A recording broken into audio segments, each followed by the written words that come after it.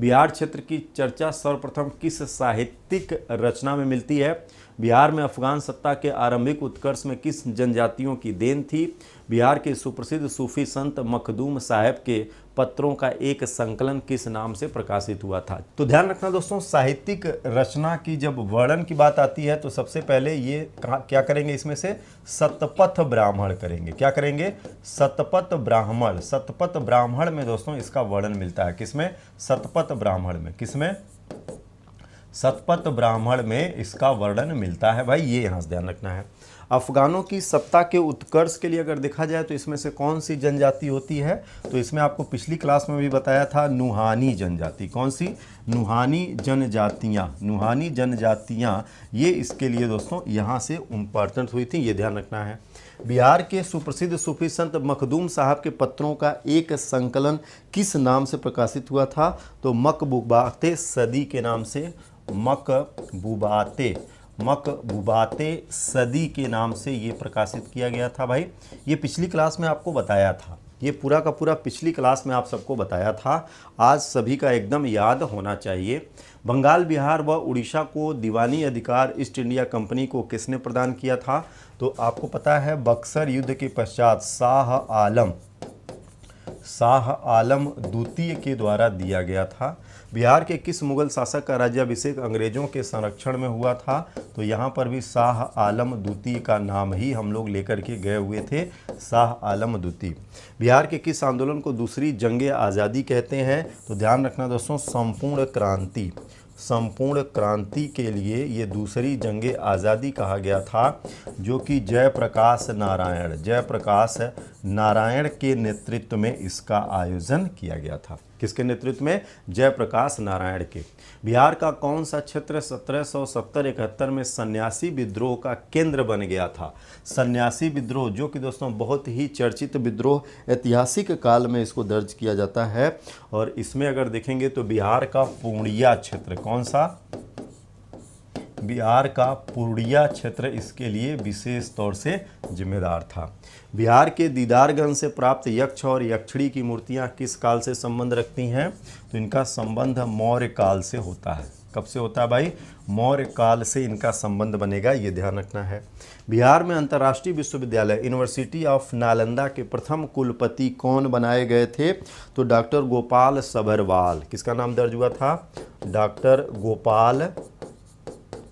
गोपाल सभरवाल का नाम यहाँ से दर्ज हुआ था। बिहार का वर्तमान में कुल भौगोलिक क्षेत्रफल कितना है भाई? तो ये तो आप सभी को रटा होगा, 94,163 वर्ग किलोमीटर। कितना होएगा? 94,163 वर्ग किलोमीटर। तो एग्जाम एक्सप्रेस के दोस्तों आज के जो महत्वपूर्ण प्रश्न हैं, चलो 1, 2, 3। इंडोनेशिया की राजधानी जकार्ता किस द्वीप पर? हालांकि दोस्तों इंडोनेशिया की राजधानी जकार्ता नहीं, अब संतारा हो गई है, लेकिन फिर भी ये पुराना वाला है। ये पुराना वाला अगर मान लीजिए आपसे पूछ ले पुराना वाला, तो क्या करेंगे ये आपको बताना। अब तो दोस्तों नुसंतारा ये हो जाएगी इंडोनेशिया की नई राजधानी। चलिए भाई, यहाँ से आंसर करते हुए सभी लोग आगे की ओर बढ़ेंगे। तो बताइए, तो ये पुराना वाला जकार्ता दोस्तों कहाँ पर मिलेगा, किस क्षेत्र पर मिलेगा? तो ध्यान रखना है, ये जावा द्वीप पर। कहाँ पर? जावा द्वीप पर। तीन तरफ से समुद्र से घिरा भूभाग क्या कहलाता है? तो तीन तरफ से घिरा भाग ये प्रायद्वीप कहलाता है। जैसे भारत क्या है? प्रायद्वीपीय राष्ट्र है। भारत के पड़ोसी देश म्यांमार का सबसे बड़ा शहर कौन सा है?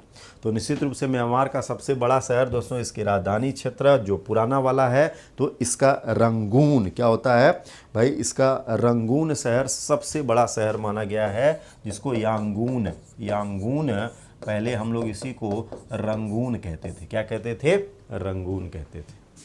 हो जाएगा सभी का। चलिए आगे बढ़िए। क्षेत्रफल की दृष्टि से विश्व का दूसरा सबसे बड़ा राष्ट्र कौन सा है?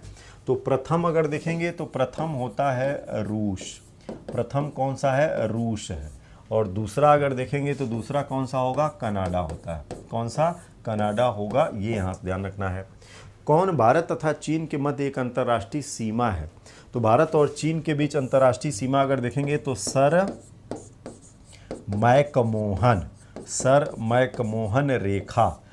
मैकमोहन रेखा भारत और चीन के बीच में। रेड क्लिफ आप जानते हैं भारत और पाकिस्तान के बीच में है। यूरेशिया एशिया का संयुक्त भूभाग हुआ करता था। ध्यान रखना दोस्तों, यूरेशिया एशिया का संयुक्त भूभाग अगर देखेंगे तो ये वास्तव में पैंजिया के विभाजन के प्रक्रिया की बात करता है। किसकी बात करता है? ये पैंजिया के विभाजन की बात करता है, जो कि यहाँ से विशेष बनता है। क्या है? यहाँ से विशेष बनेगा। और ये यूरेशिया एशिया जब आते हैं तो पैंजिया का दोस्तों जो अंगारा लैंड था, अंगारा लैंड था, इसी से यूरेशिया बना था। यानी इसी से क्या बना था? यूरेशिया बना था। और जब हम लोग यूरेशिया की बात करते हैं तो यूरेशिया में एशिया भी होता है और एशिया के साथ साथ यूरोप होता है। एशिया के साथ साथ क्या होता है भाई? यूरोप दर्ज होता है।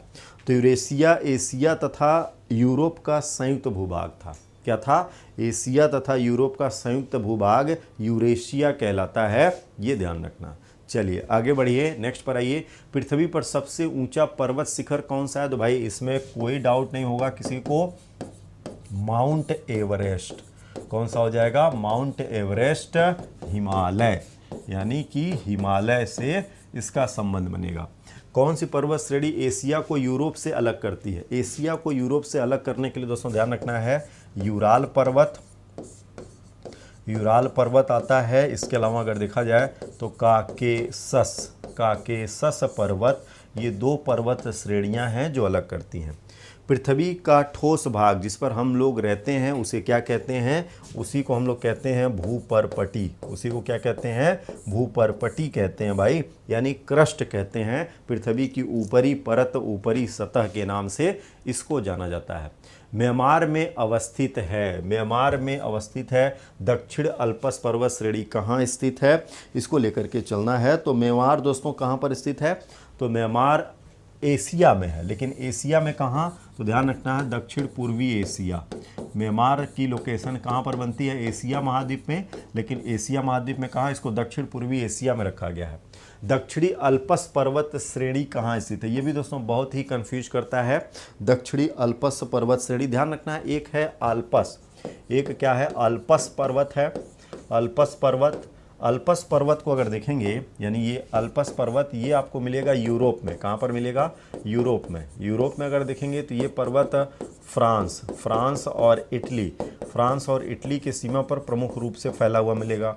लेकिन ये दक्षिणी आल्पस है। दक्षिणी आल्पस अगर देखेंगे तो ये आपको मिलेगा न्यूजीलैंड में। कहाँ पर मिलेगा? न्यूजीलैंड में। इन दोनों में कन्फ्यूजन बहुत ज़्यादा होता है, ध्यान रखना है। अगर आपसे अल्पस पर्वत कहेगा तो अल्पस पर्वत यूरोप में है, फ्रांस और इटली के सीमा पर है। और दक्षिणी अल्पस कहेगा तो ये न्यूजीलैंड में हो जाएगा। कहाँ पर हो जाएगा? न्यूजीलैंड में हो जाएगा। इतना ध्यान रखना है, इन दोनों का अंतर इतना आपको यहाँ से पकड़ के लेकर के चलना है, जो क्वेश्चन नंबर 11 कह रहा। पिंडरू टांगला या माउंट पेंड्रो किस देश का सर्वोच्च पर्वत शिखर बनता है भाई? तो पिंडरू टांगला, ये ध्यान रखना, ये पर्वत श्रृंखला आपको मिलेगी श्रीलंका में। कहाँ पर मिलेगी? श्रीलंका के अंदर, यहाँ से ध्यान रखना।